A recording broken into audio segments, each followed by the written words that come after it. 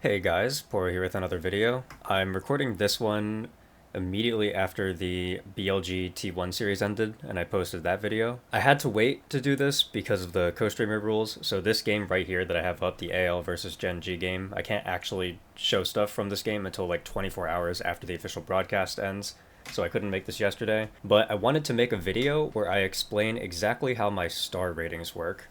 So if you've seen any of my MSI daily recaps, you'll know that I have stars. So like this, for example, is a graphic that I made where I give players a rating out of 5 based on how I felt like they did in the game.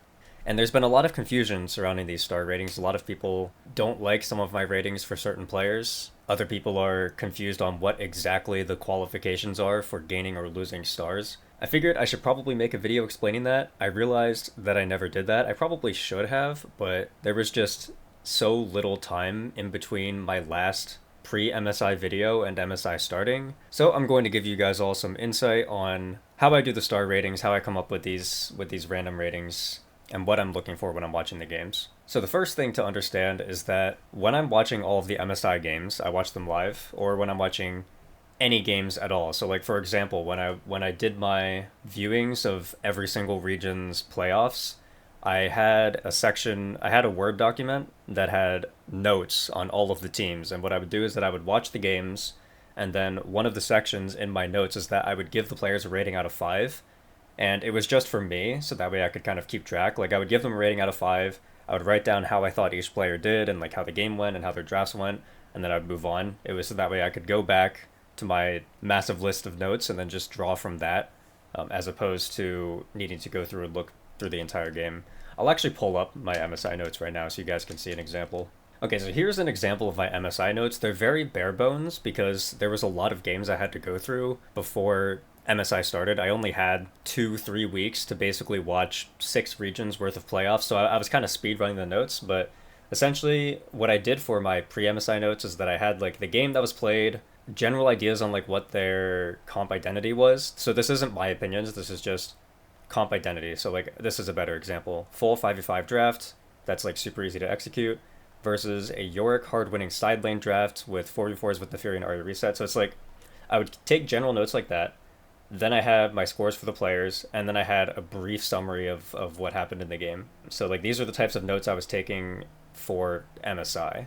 So here's actually an example of what I'm doing when I'm watching the games in MSI. I try to keep track of every single play that happens. I try to write down like what the play was, when it happened, who was involved, who wasn't involved, stuff like that. So this is the stuff that I do during the game. So the main reason why I showed that is I write all of my notes during the game live while it's happening, and then I update the stars based on what happened one at a time. The second thing about my star ratings that's really important to mention is that every player starts with 3 stars.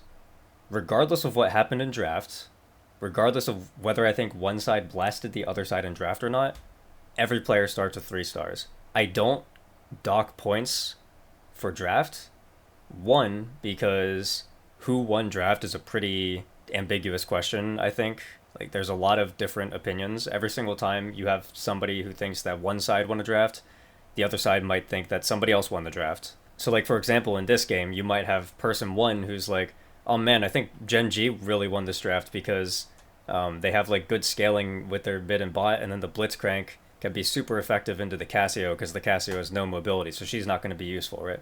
And you could have somebody else who thinks that this draft is winning. They might say something like, oh well, the Casio is going to pop off because if she doesn't get hit with the Blitz hook, her miasma just like counters Xayah and Camille and makes it really hard for them to play, right? There's always a debate to be had about who won draft, so I try to avoid that for a recap video, because in my opinion the goal of a recap video is that I'm explaining what happened. Like I'm just presenting what happened in the game, and I'm trying as much as I can to keep my own personal opinions out of the equation. Obviously my opinions and my biases are going to slip in. That's just how it goes. It's like it's impossible to be objective, but I try my best to not do that when possible for recap videos. The other reason why I don't dock points for draft is because even if I did want to favor one team for winning a draft, you don't know who in the draft actually asked for what. Like for example, you might see somebody pick Xayah into Varus, right? And you could say like, oh, why they already have Varus? Why are you picking Xayah into it? It's a terrible matchup.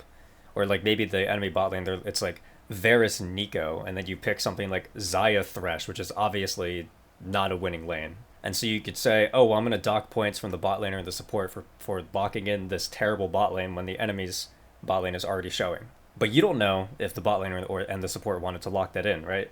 Unless the draft comms are leaked, which over 95% of the time they just never are, you don't know who told them to lock it in. It could have been the coach. The coach may have wanted to force it because they think that Xayah Thresh is like really good for the overall composition or something, right? Maybe the Xayah and Thresh player were told like by their top laner or their jungler, like the pick was suggested and they just like locked it in at the last minute, right? So you don't know who asked to you don't know who asked to lock into anything. So even if the pick looks really bad, I don't want to just throw blame on a player for picking it because we don't know why they picked it or who told them to pick it or anything like that. So for those two reasons, I don't dock off any points for draft.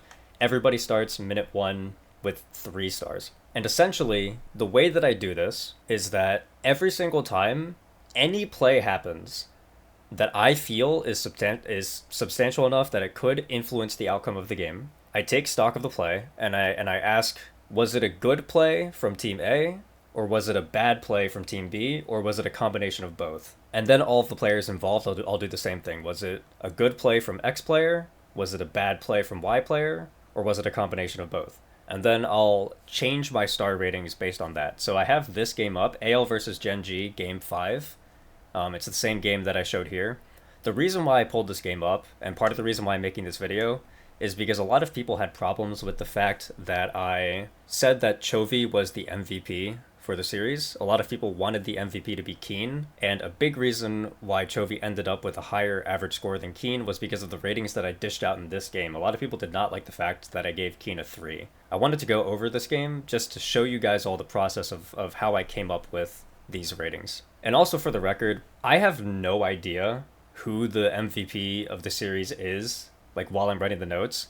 I just write all of my notes and I do all of my ratings for each game. And then I go on to the next game, and then when I'm doing I write my entire script. When I'm editing the video, I go to make the graphic for the end game score, and I average together all of the scores that I had. And sometimes I'm surprised by the outcome. Like in my most recent video, I was not expecting Driver to have the highest average score out of everybody on CFO. Like I wouldn't have been able to tell you that Driver was the Poro MVP of the series. Like I had no idea. I thought it was going to be like Junjio or something. It ended up being Driver because that's just how the cookie crumbles. Another example was in the first Gen G series. I was expecting Canyon to be the series MVP because in my brain I was like, oh well, he played pretty solid games across the board, and then his Lee Sin game was like phenomenal. He just like solo carried, so surely Canyon is the series MVP. And then I tallied up all the scores and I took the averages, and it turned out that Keen had a 0.3 higher average than Canyon, and I was like, oh, well, I guess Keen is the series MVP. Like, when I see something like that, when I see that one player got series MVP over another player who I thought should have gotten it, I just go with what the ratings say, because I trust my past self. I trust the analysis that my past self did and the ratings that they gave for each game, because in my opinion, the me who was watching the game live and taking notes live and delivering the ratings live will have a more faithful recollection of what happened in that game than the me post series who might have been influenced by what happened in future games. Like maybe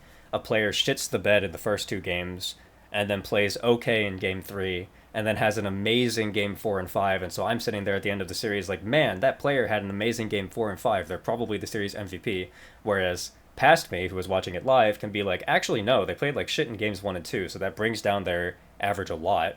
And it turns out that this other player who just played pretty well for all 5 games, they're the actual series MVP. I never actually go back and retroactively change my scores because I feel like the present me is more likely to be biased in some way over past me. So yeah, in this series, I mean, like I ended the series and I was like, man, Keen could have gotten MVP, and then I tallied up the scores and I was like, what the fuck? Why is Chovy the highest? And then I was like, you know what? I'll just go with it. So that's how we ended up with that. So now I want to actually watch the game and take you guys through the game and go through the plays in this game and explain to you why I added points to certain players and why I took off points from other players. So again, heading into this game, I gave Keen a 3, Canyon a 4, Chovy a 4, Ruler a 4, and Duro a 5. Honestly, Duro might have been able to get a 4. I remember rewatching the third Dragon fight and thinking that like Duro played it really well, but maybe not as well as I initially thought. But either way, 3, 4, 4, 4, 5. And then anyone's legend got 3, 3, 3, 2, 3. So let's watch this game and see exactly how that happened. Get a little bit of it. The first play happens right here. Flandre, instead of running top, runs bot and E's over the Dragon Pit and camps himself in Tribush right there. What AL are going to do is that they're going to walk over and essentially try to burn Ruler's summoners. Ruler's on vision. Drumo's not there with him. Tarzan's coming. Moment of silence before it all erupts. Tarzan's going in. Ruler trying to escape. Flashes the flash follow the cleanse as well to get away from. Okay, so this is a play that happened that I believe can influence the outcome of the game. Ruler losing summoners could be a really big deal because it means that he's vulnerable to ganks from Skarner. Skarner's a champion who is pretty solid at ganking pre-6, so this might end up mattering. So I have to stop and I ask myself, who was involved in the play? Who were the main people who were involved in this play? And did those players make a good play or a bad play? So the players that I would say were involved in this play were Flandre and Ruler. I would consider this to be a good play from Flandre. Ruler has no reason to suspect that Gragas would run bot and E over the Dragon Pit and stand in the Tribush. That's not a normal play. Usually you would expect Flandre to be up here protecting topside jungle, or maybe like here protecting bot side jungle or something. It's a very unique and interesting angle that Flandre went for to get this advantage. Additionally, at the end of the day, the summoners were traded 1 for 2. So Flandre flashed, Ruler flashed, and cleansed. Technically, it probably would have been better if Flandre didn't flash, because then Ruler would have flashed and then Flandre used nothing. And then Flandre trading his flash for Ruler's cleanse is probably a negative trade. But at the end of the day, when you zoom out, Flandre's little creative gank angle here resulted in him burning 1 summoner and Ruler burning 2 summoners. So in my opinion, it is a good play from Flandre. Now the second question you have to ask is, okay, was it a bad play from Ruler? And in my opinion, no, it was not. I don't think Ruler should be expected to think that Gragas could be there, so I don't blame Ruler for stepping up to the bush like this. Do I think, and then the third question that I ask myself is, how influential was this play? How much does this actually progress the state of the game? And in my opinion, this could progress the state of the game, but it's not that egregious from either side. I don't think this should heavily influence the result of who wins this. So I'm not going to bump anyone up or drop anybody like a full star for this. So I see this play, and I think to myself, okay, Flandre is still a 3, but he's slightly above a 3, so I can keep my eye on him, and if he does something else super productive, maybe I move him up to a 4. And then for Ruler, I'm thinking that Ruler is also still a 3, because I don't really blame him for being here. So that was the first play. The second play happens a little bit after. We're going to get Flandre trying to walk back to lane. And then we have a play here where Canyon does 1 camp and then walks over and does this.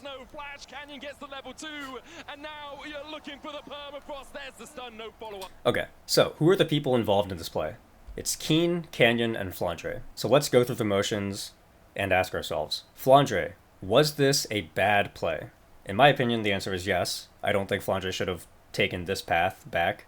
I think he was walking through here because he was trying to see if he could like stall Keen out so that Keen could lose the first 3 minions of XP or something like that. I don't know exactly what he was thinking, but it's probably something along those lines. However, obviously it would have been better if Flandre just took the long way around and walked back to turret. Next is Keen. Did Keen make a good play? I don't really think so. I think Keen was kind of just there. Now, did Canyon make a good play?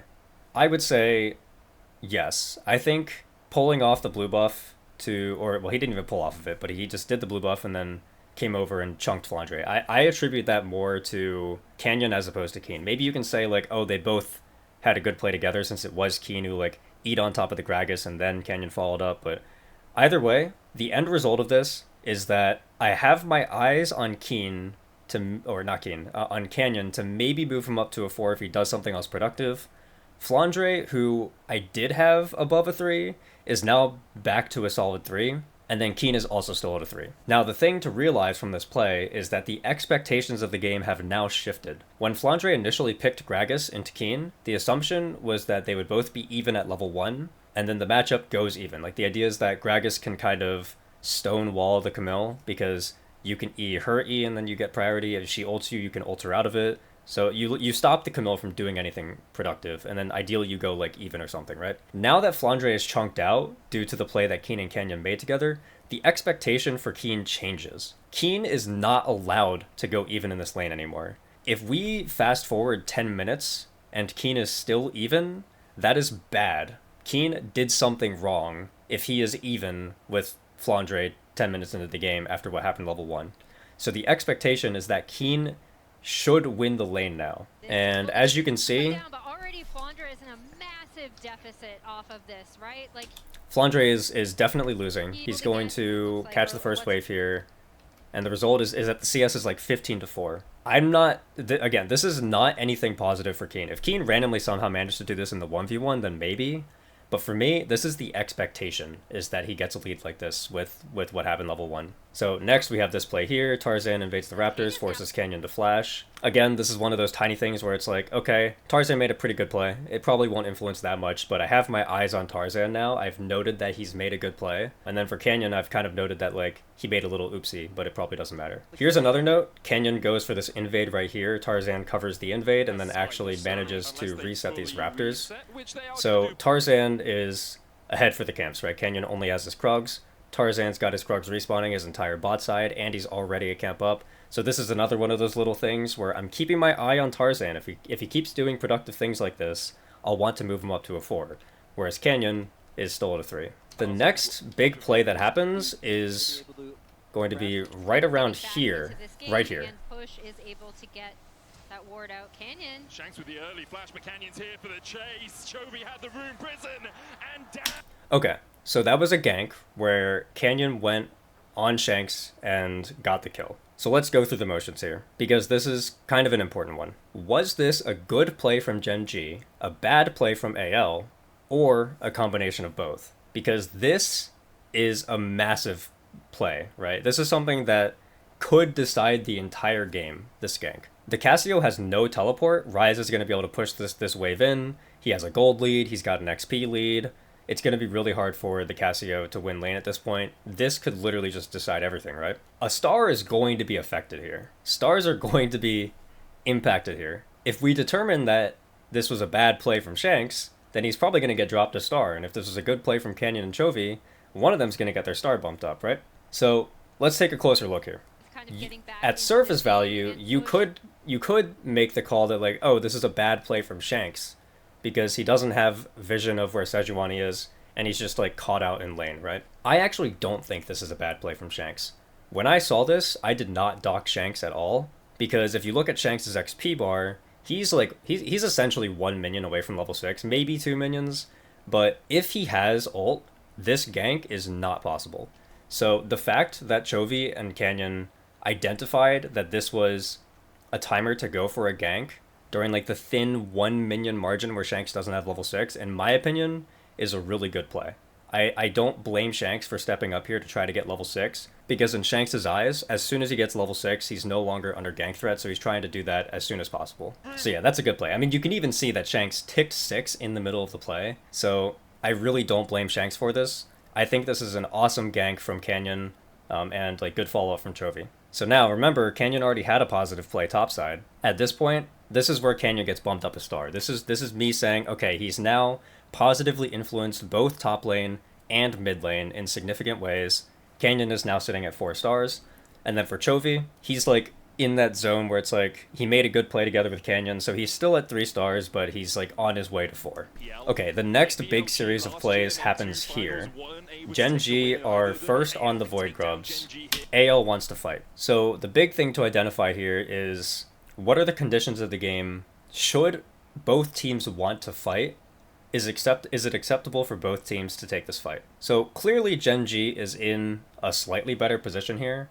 They already have their bot lane up here. They have mid push, so Chovy's here first. Shanks is currently catching the wave mid. But overall, I don't mind the fact that AL is fighting this. Kael is level 6, so that's a big power spike. Duro has level 6, but Blitzcrank's power spike, Blitzcrank's ultimate power spike is significantly less than Shen's in my opinion, so I would favor the Shen having level 6 over the Blitzcrank. you have teleport on the Gragas, so you can turn this into a 5v5, so Genji doesn't have true numbers. And then, of course, like, you have powerful ults on this side, right? You have Skarner, which is probably about the same as Sejuani ult. The Gragas ult is coming up. I would say that Cassio ult is, like, objectively better than Ryze ult in a situation like this. So I really don't mind AL going for this fight. So heading into the fight, I'm thinking both teams are allowed to be here. This fight is just going to come down to who plays it better. It would just be such a great sign for the region as Genji have taken 2 of the grubs. Keen goes in onto Tarzan, lands the stun. Kaio trying to get in there as well. Chovy and Duro there. Tarzan, good double impale. The Stand United is going to keep him alive, but now the explosive cast coming out as well. As Genji are looking for more. Hope down. Shanks and Flandre trying to retreat for the Hexagol ultimatum will lock them up. There's the Blade Caller to follow up, and Shanks is dead. Flandre tries to jump the wall, and just as I was saying, it would be so good for anyone. Okay, so Genji end up winning the fight. And now we have to ask ourselves, okay, why did Genji win the fight? And for me, the reason why Genji won the fight was mainly because Genji's bot lane did really well here. So first there's this play here, Canyon and Keen go on Tarzan, this is fine. Kyle's going to ult this and give Tarzan a shield. This is probably exactly what AL wanted on that side of the fight. Then Chovy lands the root here. Duro gets the silence, so that way Corki can't flash away. Flash knockup, which is nice, into pull. So what's happening over here, in my opinion, this is like good from Genji. Over here, you know, these guys are trying their best. They've got Tarzan got the 2-man ult. They're throwing the Gragas ult and stuff. So it's like the fight is like relatively structured. Both sides are doing what both sides need to do. You have like a solid miasma here. So at this point, I would say that like nobody's necessarily super done anything wrong except for Hope, who maybe overstepped and shouldn't have been in range of the Ryze W. I like this a lot from Ruler. I like this play. He follows the Corki flash with his ult and then gets the kill there.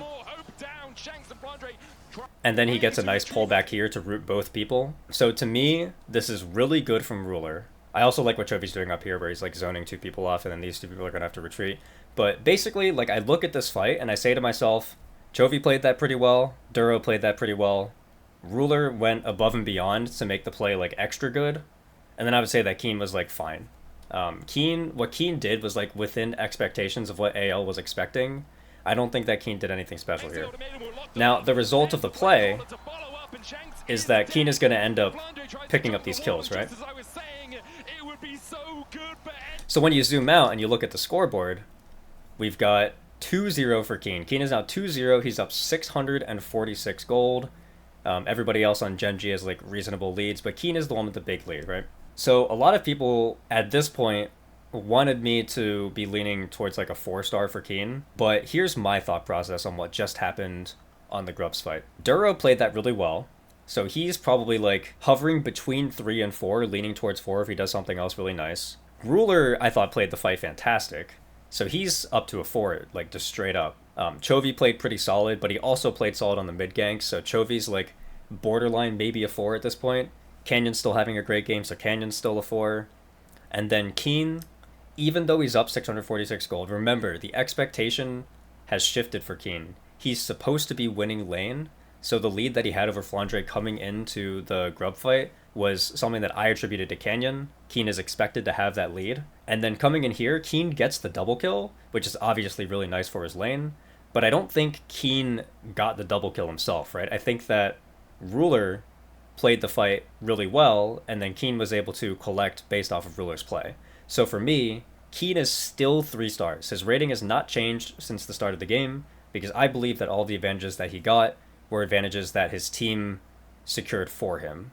I don't think Keen did anything wrong. I think Keen has done exactly what he's supposed to do, but doing exactly what you're supposed to do and doing what your champion needs to do to win a game is enough to get you a 3. Like, it's not, that doesn't propel you into a 4. You have to actually do something great of your own volition to progress the game forward in order to get a 4. That's like kind of how I view it. So now the expectation is even harsher on Keen. Keen has this massive lead, so he needs to be stomping now.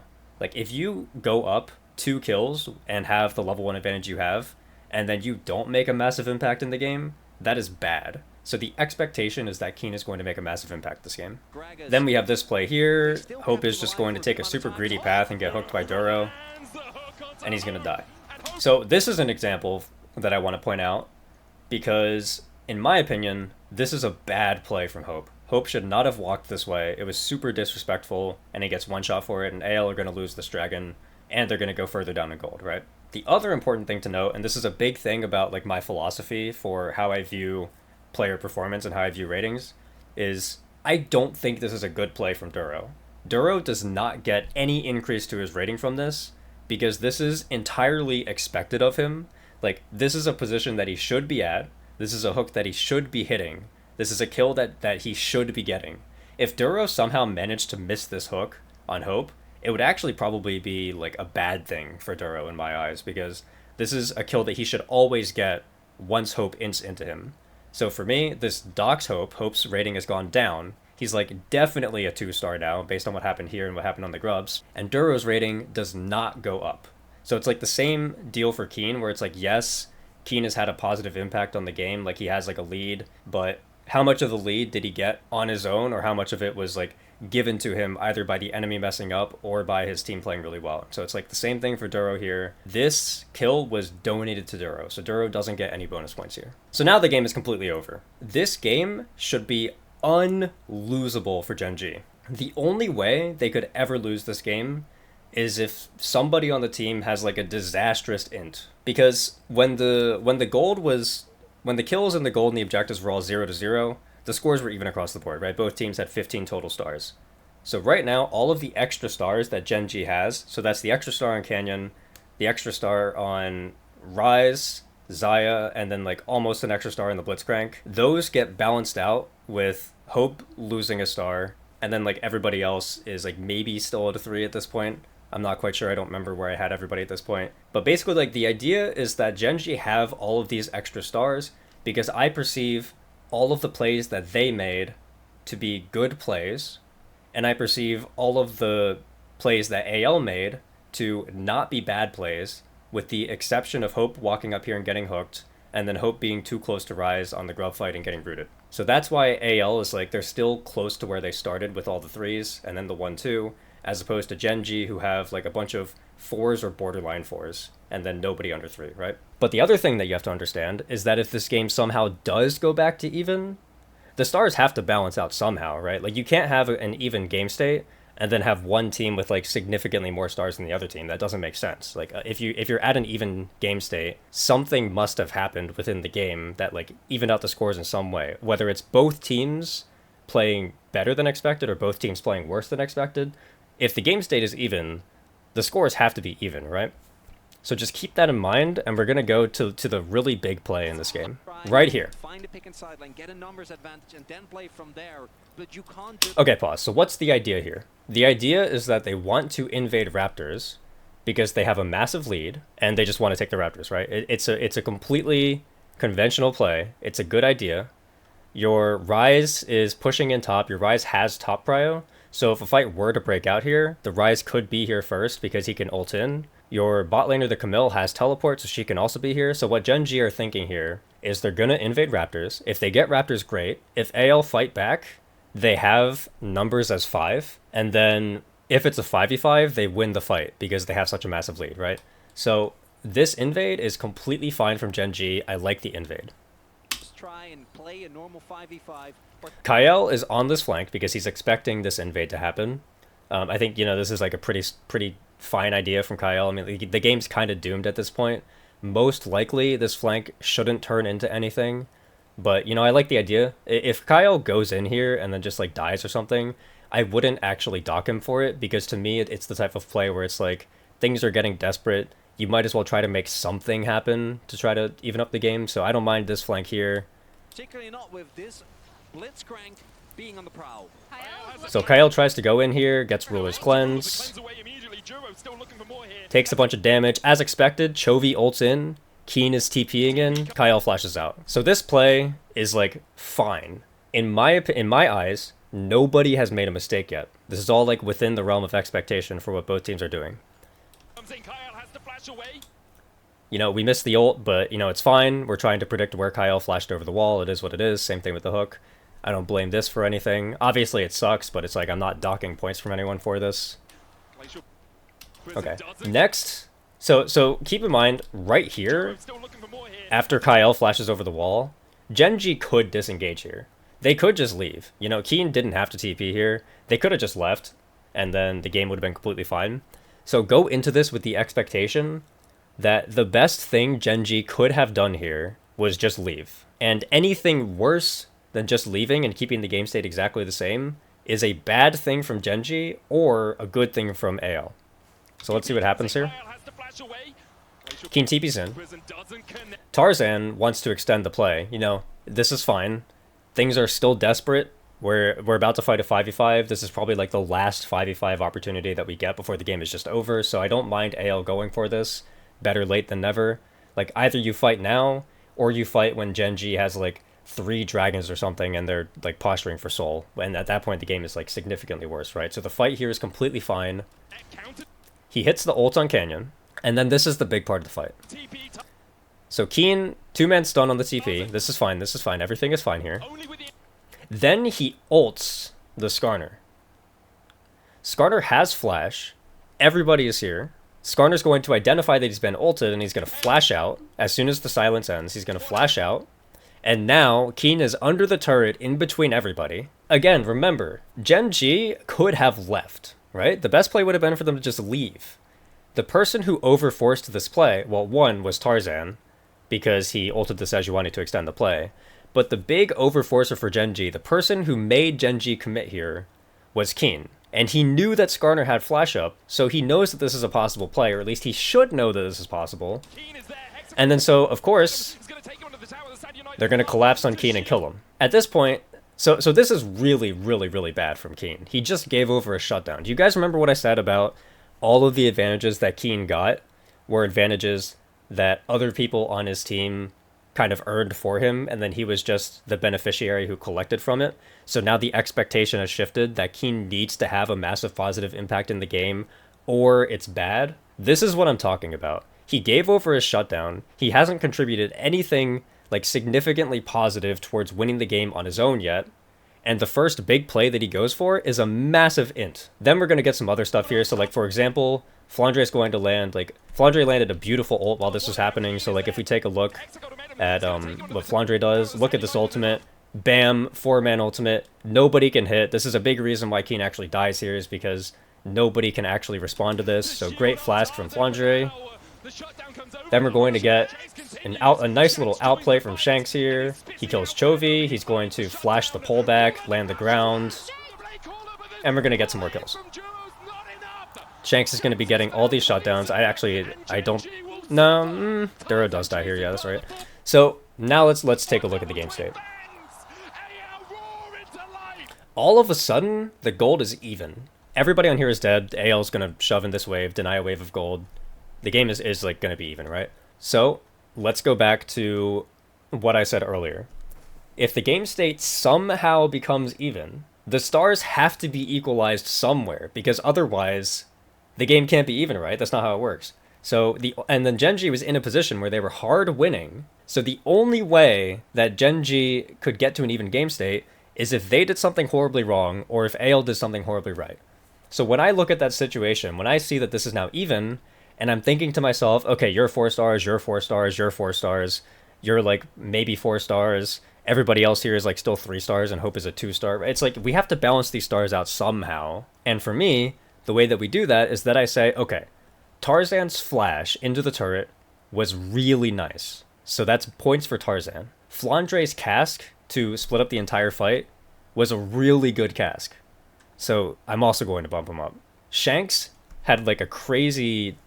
Well, I guess it wasn't that crazy, but he played the fight really well. He had a good outplay where he flashed over the pullback and then got the ground on both the Xayah and the Blitz, so he was able to pick up those kills. So I thought Shanks played the situation well. Shanks gets bonus points. And again, even though the initial flank from Kyle didn't work out, like in a vacuum, because Gen.G could have just backed out and Kyle would have lost flash, I don't mind the play from Kyle, because AL are in a desperate situation where they want to take like any fight that they have a slight chance of winning. So Kyle like doesn't get docked for that. On Gen.G's side, in my opinion, The only person who actually did anything significantly wrong here was Keen. Because, remember, the invade is fine. Like, you're in a super winning position, you just want to take the Raptors, you know that you have ult on the Rise and teleport on the Camille, so you can turn this into a 5v5, and of course you win the 5v5 if it's like a decently structured fight. So the invade is fine, everybody being there is fine. The play went wrong when Keen committed the ultimate and got himself flashed under the turret.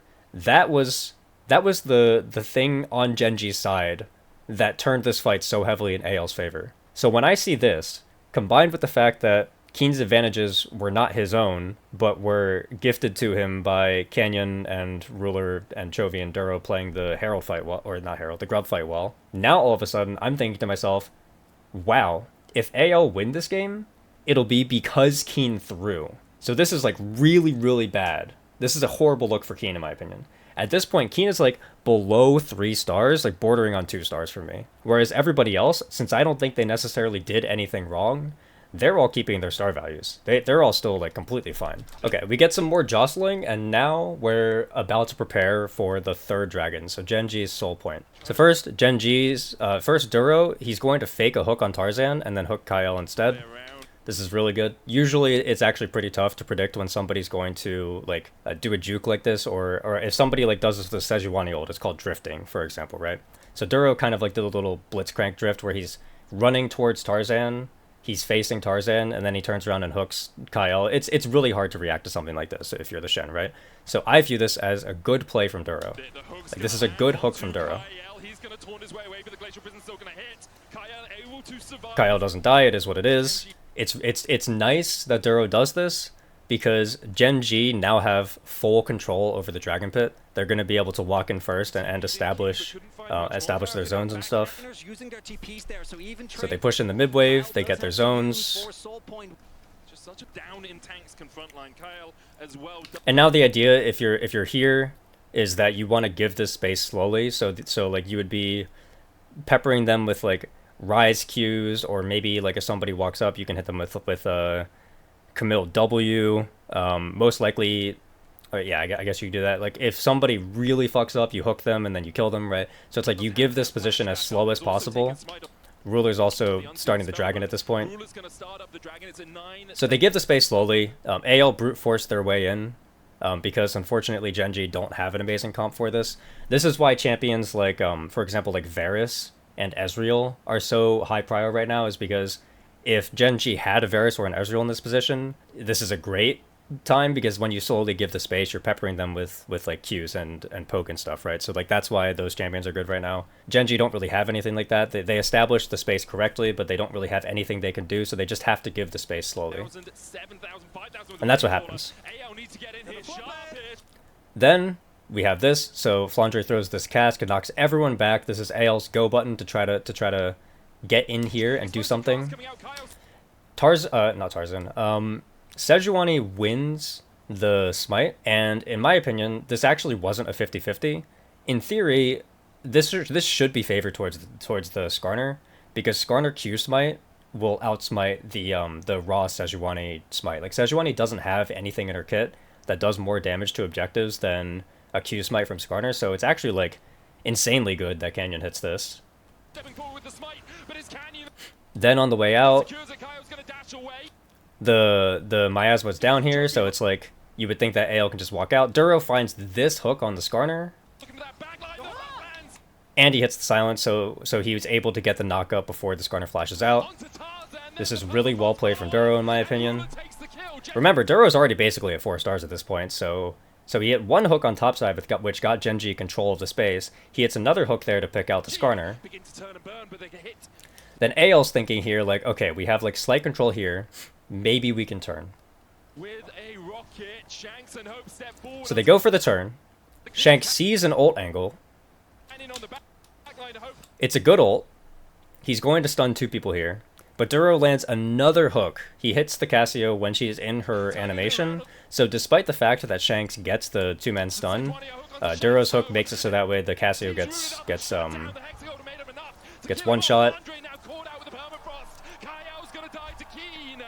And then Genji is going to take over the fight. So how do I evaluate this?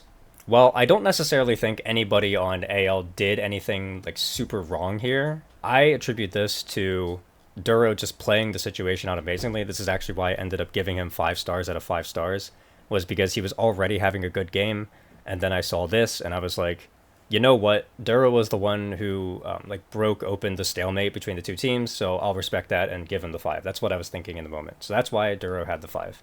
So when we're looking at the scores here, it's still like 2 to 3, 4, 4, 4, 5.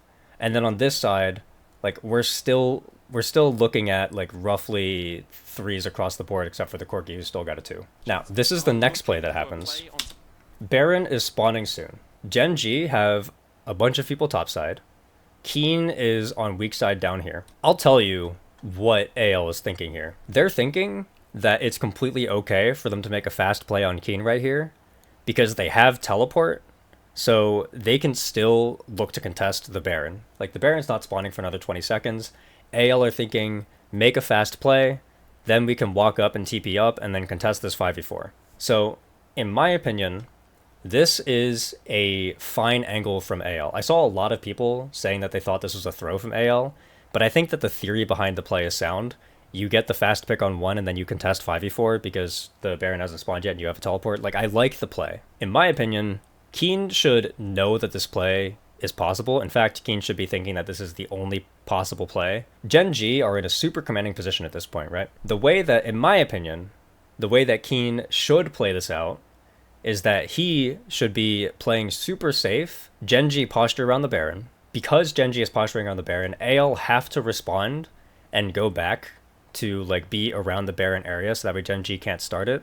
Once AL have confirmed that the majority of their members are topside, then Keen can use his massive lead to push out the bot wave, because there's nobody on this team, neither Flandre nor Shanks, who can match the Camille. So Camille pushes out the bot wave, pushes it in deep, has first move over to the objective, then Gen G can start the Baron in front of AL's faces, and then AL will either have to do one of two things. Either AL TPs in, like they burn their TP from side and TP in, and then Gen G can just pull off, and then it's a positive situation for Gen G because they got to teleport for nothing. Or Gen G can keep doing the Baron and then force the fight because they're up 6k gold at this point, and so they're going to win any 5v5 they take. So they just start the Baron, get the TP, win the fight, win the game. So in my opinion, this is how Keen should have played it out. Instead, Keen goes for control ward here.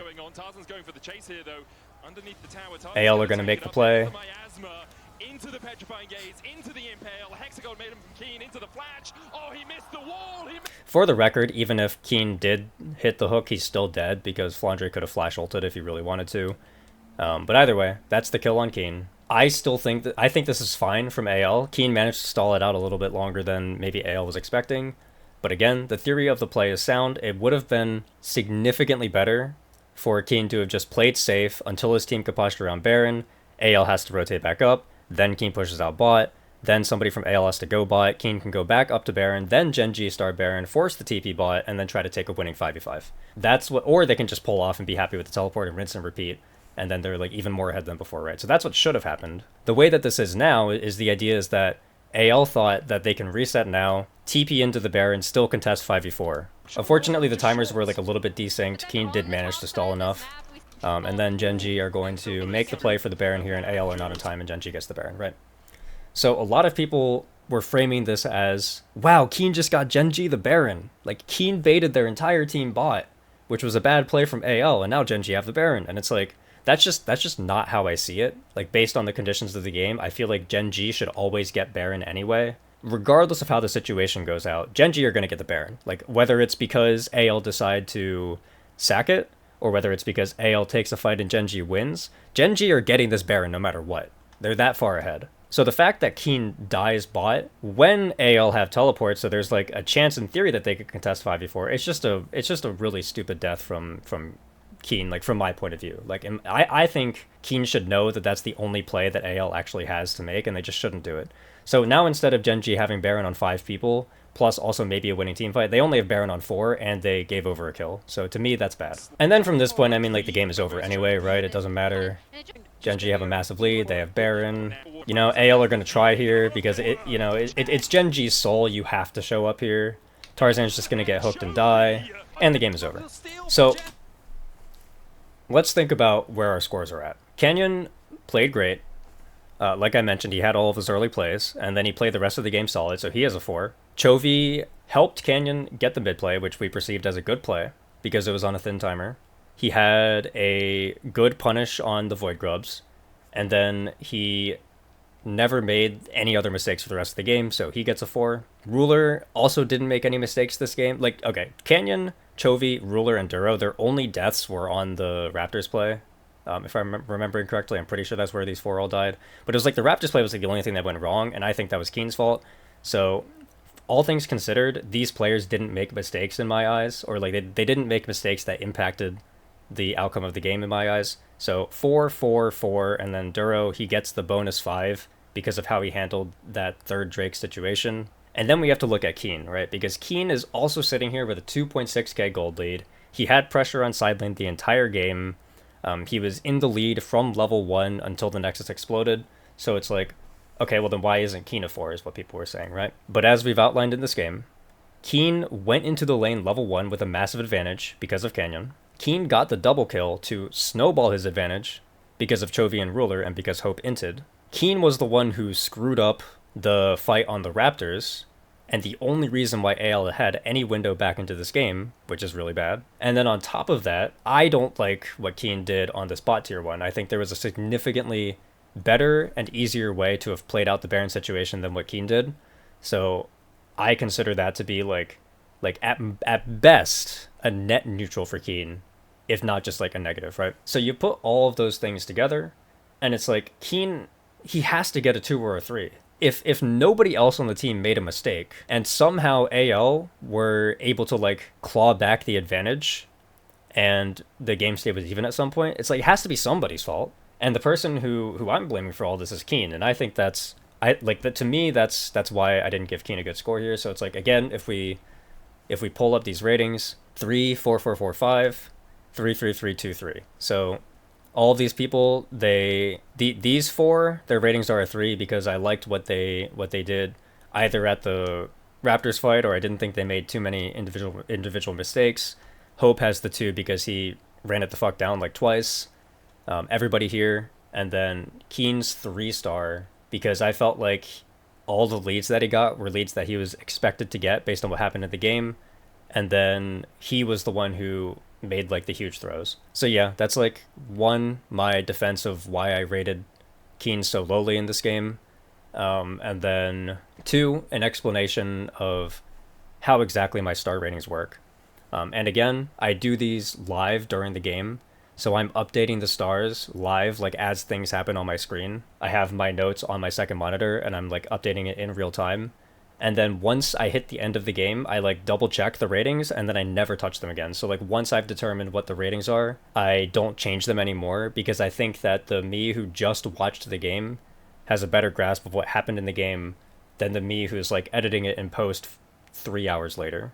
So the ratings that I come up with then are the ratings that I stick with. I don't change them, and that's what we go with for the video. And then for my end scores, when I'm deciding who gets series MVP, even I don't know who the MVP is, like off the top of my head. I only decide it based on what the past me scored everybody in those games. Whoever has the highest average on the winning team will get it. Unless there's like a player on the losing team who just did significantly better than everybody else, then maybe I'll give it to the person on the losing team. But yeah, that's how the stars work. I hope that like clears things up a little bit. Yeah, that's it from me. I'll see you guys all on Monday for the AL versus CFO series. Okay, bye.